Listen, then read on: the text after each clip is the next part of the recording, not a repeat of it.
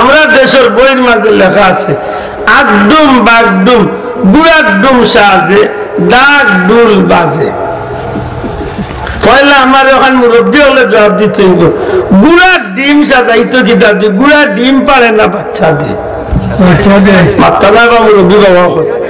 শোনাবো বাবা এগুলো তো মাথা ওদের বেটা কবিতা গু লেখলো যে আকল মন্দে লেখছে জানি না এগুর মাথাত কোন বিভর হারাই হাসা করে কোকা যদি হয়তো মুরগির ডিম সাজাতে লাইলে মনে করলাম মানে মুরগি তো ডিম পারে ডিম সাজাইতো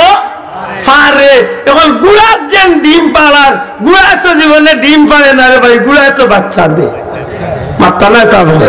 এখন এই কবিতা বলি আমার বাচ্চাই সত্যি জিনিস শিখলেন না মিথ্যা জিনিস শিখলেন মাত্র কিতা শিখছে না গুড়া ডিম ডিম আছে যে গুড়া আদৌ কোনোদিন ডিম ওই না যে কে কোনোদিন ডিম পারে না ইগুর ডিম সাজাইতো কিলা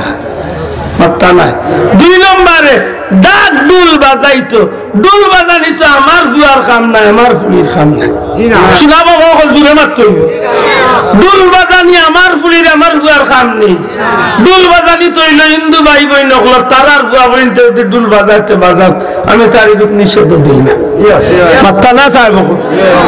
ডুল বাজানি আমার জুয়া ফুলির কাম নেই ভাই যায় হাত তুলিয়া কই তুই আমরার কাম নেই আমরার বাচ্চা তোর কাম নেই ডুল বাজানি টাকার কাম ও তারা অন্য ধর্মের মানুষের যদি হয়তো হইতে পারে এগুলো আমি নিষেধ দেই না তারে আমি বাধা দিই না মাথায় না মানে চাও তার বেটা মনে হইলে ডুল বাজাক না ডুলের ভিতরে হামাই যা আমার কি তাই না কোনো সুবিধা আছে তার তার বাজাক যেন আমার লাগে ডুল বাজানি হালাল না হারাম শোনা ভাই নজরে মারতে হইব হালাল না হারাম আমার লাগে ডুল বাজানি হারাম কারণ কিতা বলে আমি ইসলাম ধর্মের মুসলমান ঠিক না ঠিক না তাইলে এই কবিতা এই লেখাপড়া এই পড়াই সত্যিকার মানুষ গড়ার পড়া আল্লাহর নামের পড়াই না শয়তানের পড়া জোরে কইতে